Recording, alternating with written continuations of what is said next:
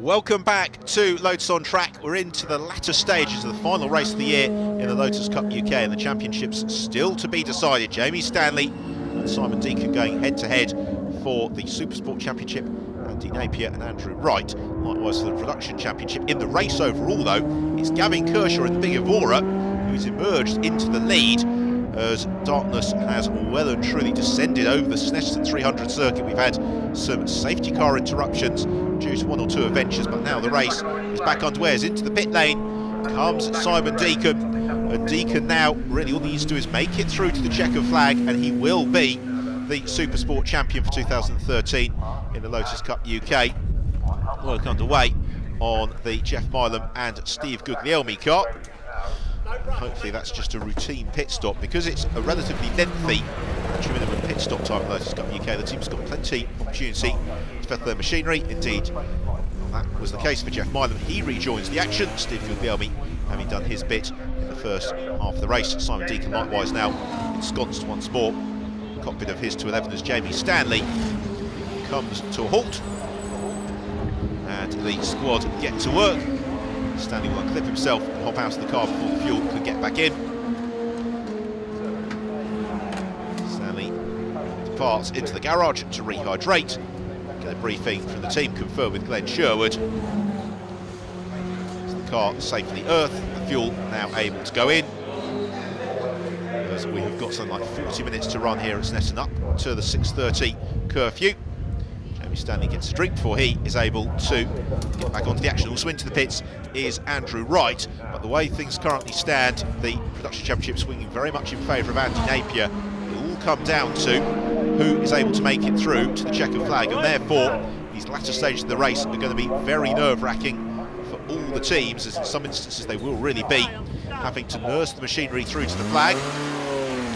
Jamie Stanley finds first gear, rejoins the action, and hopefully for him into a little bit of clear air as well without too much traffic surrounding him. Andrew Wright re-engages the ignition and turns his headlights on and peels out into the pit lane. Careful to observe the pit lane speed limit all the while, though.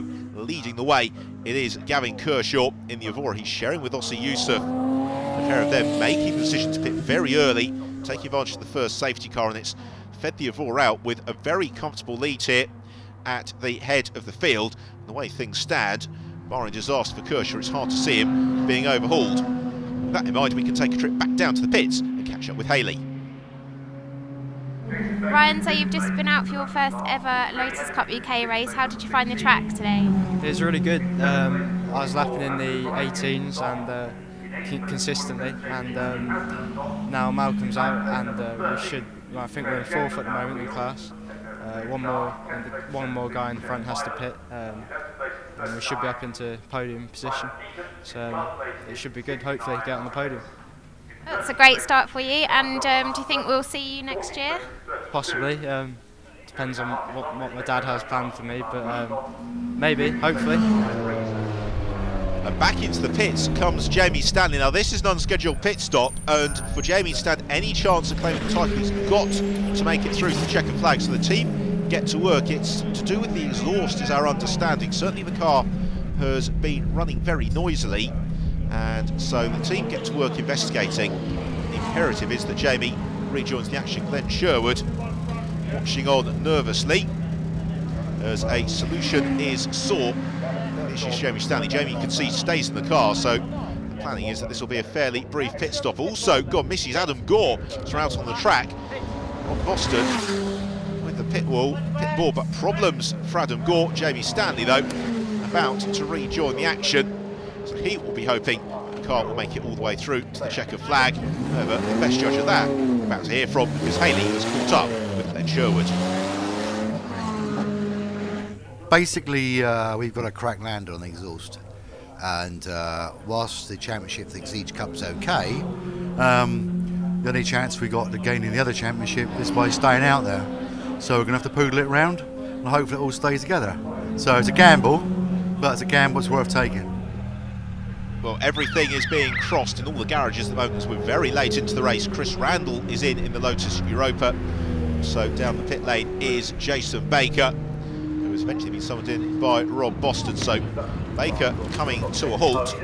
I suspect he's going to fling him a long way out of contention in the production race.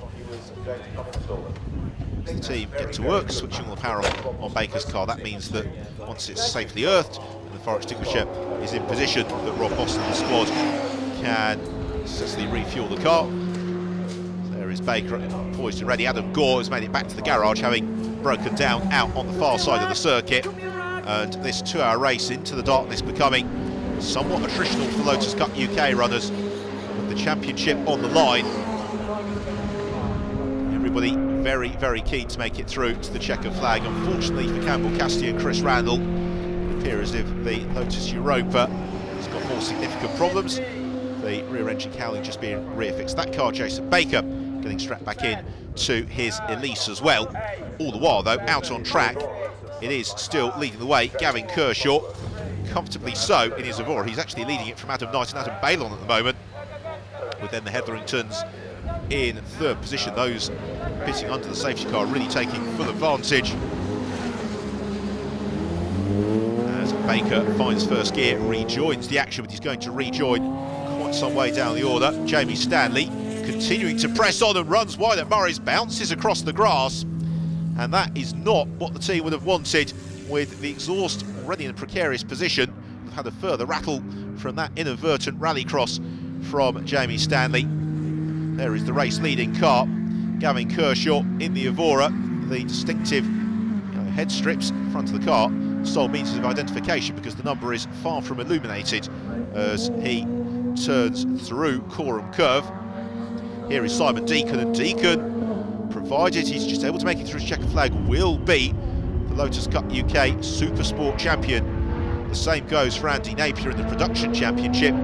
Napier still running metronomically through the field. For Simon Deacon, this would be a fantastic championship triumph.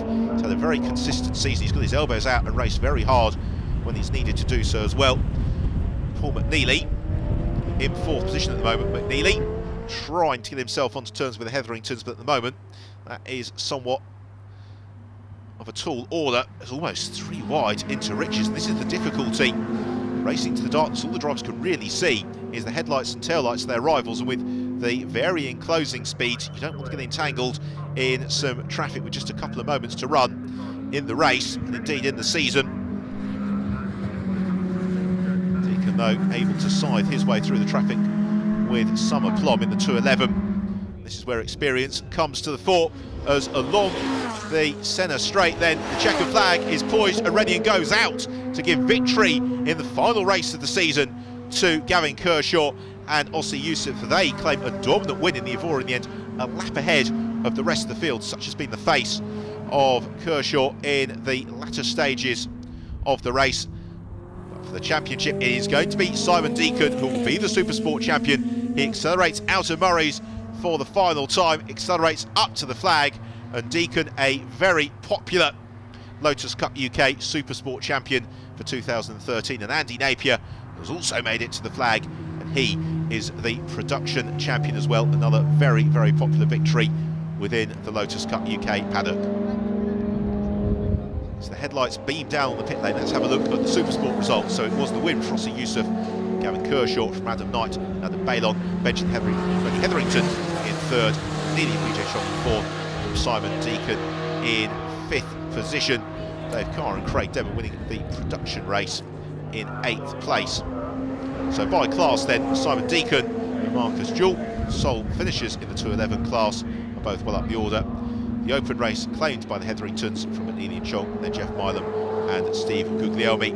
Jamie Stanley doing enough to take Exige Cup honours, nursing the car through to the checkered flag. And then the V6 Cup was also used for Gavin Kershaw from Adam Knight and Adam Bailon. Production results then, and victory for Dave Carr and Craig Devon from Jason Baker and John Lemaster. Martin Donnelly and Matthias Radstock in fourth from Andrew Wright, and then Andy Napier in sixth, winning the production championship. Steve Porter and Ian Fennick finishing ahead of Ryan Savage and Malcolm Edison. A huge round of applause for Simon Deacon onto the top step of the rostrum, claiming the Lotus Cup UK Supersport Championship. Simon. Congratulations, Simon, at the end of a fantastic season's racing. Simon, so champion 2013, how are you feeling? Really excited and thrilled that we've won it. We've had a hard year this year with the team and Anthony passing away. So this is for him and his family and the rest of the team. Oh, thanks. Who was that? Thanks, Jamie. So really enjoyed it. Thank you. Jamie, Exige champion 2013, how are you feeling? Yeah, no, it's been great for the team. You know, third year for the team. Third year for the team. They've managed to secure it. So you know, chuff for the team. It's a shame to miss out on the overall, but you know, it's the way it is. And you know, Simon and the guys at Datum have done a great job, particularly with it being a hard year with the loss of Ant. You know, which I guess they're all dedicated to, and I guess we all should really. Guys, congratulations. How are you feeling? Elated, very happy. Yeah, Craig obviously brought it home, first place, really good, really pleased. I managed to get P2 for the second safety car, I think, 60-minute mark. Brought it in, good change. Craig went out under safety car still, which gave us a good advantage. Then Craig brought it home properly, nice, proper job. So Andy, congratulations, great end to the season for you. How are you feeling? I don't think it's sunk in yet. It's the end of an awful lot of hard work, so it should probably sink in sometime tomorrow morning or the middle of next week. But I'm not one of the guys with a very, very large wallet and a very, very large garage behind me, so I'm as pleased for everyone else that I've done it for as myself. So there's a lot of people I need to go and thank. Actually, it's probably going to be the first thing I should do before I get drunk. So. Let's have a look then at the final championship standings in the Supersport Championship. Deacon victorious by 4 points over Jamie Stanley, with then Ryan Guglielmi in third from Steve Train and Ken Savage. Rob Fenn will be somewhat disappointed with 7th, but mechanical issues have really beset his championship challenge. In the Production Championship, Andy Napier claiming the title from Stuart Plotneck and Andrew Wright, with Adam Gore in 4th position. Again, mechanical issues have derailed his championship challenge, with John the Master completing the top 5. That's it from us here at Snetterton. Join us next time where we'll be at Brands Hatch for the 6-hour endurance race.